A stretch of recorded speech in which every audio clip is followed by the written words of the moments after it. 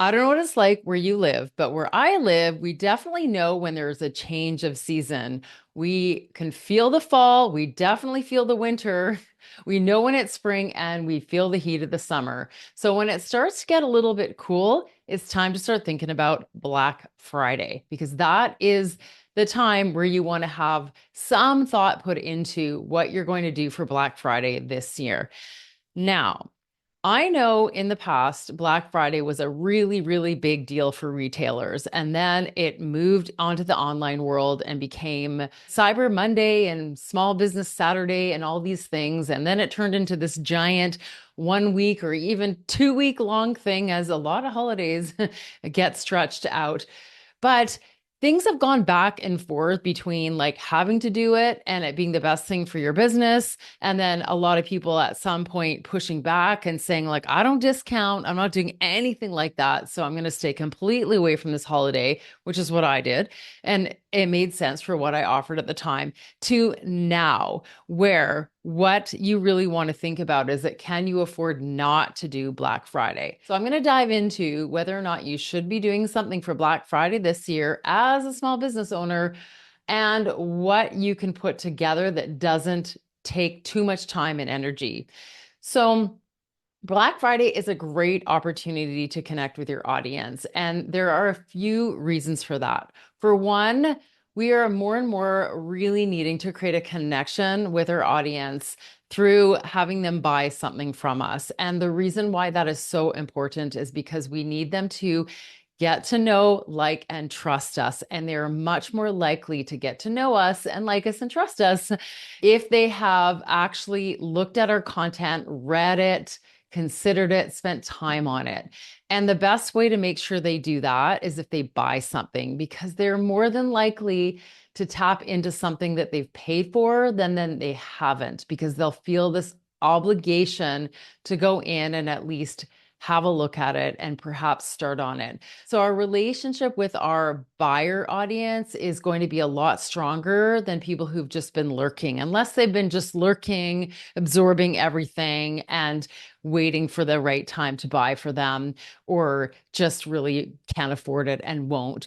The people who are buying in your audience are the ones that are actually like opening up things and paying attention to you, and they actually know who you are. I mean, there's a lot of people who are on lists right now who don't even know whose list they're on. It goes into their junk folders or their newsletter folders, and they have no clue that they're even on your list. And yes, then you go and unsubscribe your cold subscribers, but that still doesn't mean that they didn't get a chance to get something. So giving them an opportunity to get in that buyer circle from you is really good for you and really good for them, because they can check you out and test you out and at least start to really connect you to the value that you have.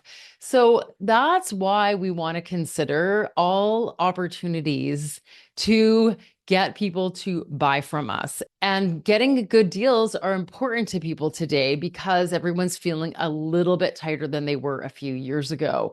And so this is where we don't want to miss out on this opportunity to put something irresistible in front of them and have it not be something that detracts from a big launch or even causes us to do something that is like a huge time consuming thing. So I believe it's really important to do, even if you're not a real big fan of Black Friday. I still think that it's a great idea for you to consider what you can put together to put out to your audience and give them a chance to buy perhaps at a different level, get a sense of who you are, or a unique offer that you don't normally have. And I'm going to share with you a few of the different ways that people do it. So, first of all, I want to say it's not a great time to do a big launch. It's a busy week. So everyone is getting a ton of emails.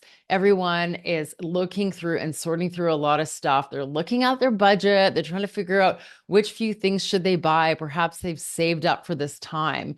So you don't want to ask a lot of people. You don't want to expect them to sit through an hour-long webinar or a 5-day challenge or anything like that in order to be able to make a purchase. This is usually going to attract a fairly warm or hot buyer, someone who's been waiting in the wings and is just waiting to see something irresistible come across their desk at the right time because they're ready finally because of this week. I mean, think of it like Christmas. I mean, yeah, everybody is competing with everyone else at Christmas, but we all know people buy gifts for people at this time. And the big sellers and retailers know this, and therefore they are still putting it out in front of people because people are just going to buy. And that's the same thing with Black Friday. People are going to put their budget aside and wait for that week in order to get things that they've been saving up for. And that's why putting something out to them has got to come in a way that's easy for them to assess. You're not trying to take someone from the point of not really having an interest in what you're offering to buying. You're trying to get those few people who have been thinking about it, contemplating it, missed out the last time to finally say, like, yes, I can trust this will probably be the best deal. So on that note, I want you to really consider it. Not a huge launch, but putting something together that just puts something in front of them that gets them excited. So here are some ideas. Now, if you have a membership, this might be a great chance to give them a taster of your membership or a unique way to buy it that you don't normally sell it. I love this about this time of year is because you can experiment and never do something again. You do not have to ever sell it this way again, or maybe you just wait until next year. Last year, I sold an annual package to my membership program, which I don't offer anymore. And that was enough to get a few people excited. It was at the right price point and they jumped in. And that was really easy for me to do. So it isn't necessarily adding a huge discount, but it was offering something at a different price point than I had before. And that is a great way to appeal to some people who wanted to make the commitment at a particular level. They didn't want to have to join a webinar or join a challenge or join some other event to really get access. They just needed to see something easy and simple in front of them at a time where they thought, wow, I could really use this, and then jump in. So things like that can make a lot of sense, especially if your goal is to really grow your membership.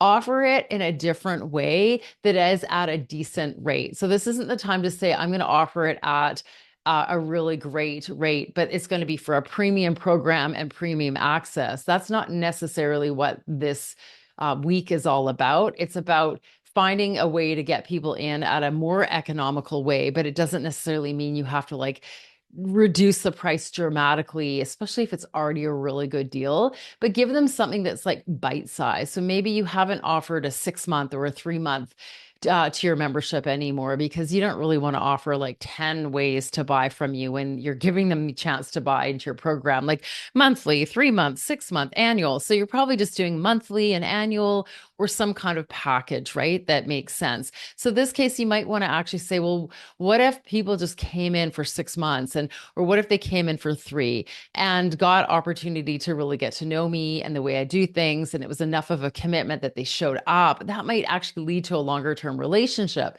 So that could be a good thing to offer. Now, the other thing you might want to think about offering is that what can you package together outside of your signature program that gives them a really good sense of who you are? And this could be workshops that you've done. This could even be some products inside your membership that you package together as a system, say, to get like results 1, 2, and 3 that you might provide inside your membership. But this just gives them that like content, maybe without the coaching or without the extra guidance of showing up in a community or on a Q&A call. So this could be a bundle of workshops. It could be a few different things that you can package together and price at a really good rate, but it's also not detracting for the entire thing that you would give them in your membership because you don't want to compete with that. But giving them a taster sometimes is a great way for people to feel like they're getting what they need if they're not ready to commit to the next thing. You're just building on the relationship you already have with them by taking it to that next level, without walking down the aisle and getting married, especially if you're offering a higher ticket membership or something that requires their commitment even in time, because they know that they can't just buy for a month, that they'll have to kind of show up every month, at least for 6 or 12 or more to get value. And that commitment feels a bit scary to them. And so they don't want to make the commitment because they don't know if they're ready. And they know that jumping in and out isn't really going to be the right thing. So maybe you need to give them something that does seem like a really good taster that they can sink themselves into for a shorter period of time without it detracting from their ability to get long-term results. So packaging something together that's either in your membership already or outside your membership in a unique bundle will get the attention of a lot of people and make it really easy for them to say, yeah, why not? I've got the budget, I've got the energy for this. I like the way this is put in front of me. This seems like a package that I could get a lot out of. It's like looking at how you can still offer them things that they might not see. For example, I have a shop on my website. I don't really advertise it, but there's a lot of really good things in there that I would love more people to get their hands on that I could put together and offer it to people to give them something kind of meaty. And now I want to talk about how to do this because you don't want to make them jump through hoops to see what you've got on offer because again, they're making a big decision between you and the 30 million other things that are going to be in front of them during that short period of time. So think about just doing a simple email campaign that builds a really good case for what you're offering to them. It should be fairly consistent. You don't want to just drip out a couple emails. You want to give them at least 4 to 5 so they can really take a look and make sure that they don't miss your email in all the clutter of emails out there. And even seed in advance emails, letting them know something is coming so that their eyes are open during that week. They're looking out for something that appeals to them based on what you've told them in advance, and they will then have a look because you just really need people to actually have a look and click. You're probably at this point not going to talk them into this and use like every bit of your power to convince them that this is the thing they need more than anything. What you really want to do is just make sure that they see it through the noise because this is going to be an irresistible offer. It's going to be very low lift for you. You still want to do a good job of positioning it and explaining the value and connecting it to their pain points. But you're not doing a hard sell here. What you're just trying to simply do is get them to pay attention in the first place and go on over and check out your offer. And then you will have another group of people who've had a chance to get to know you a little bit better, have made that important step to buy from you. And then you can start building that relationship with someone who is with a buyer versus just a lurker. And that's a great way to incrementally grow your business over time.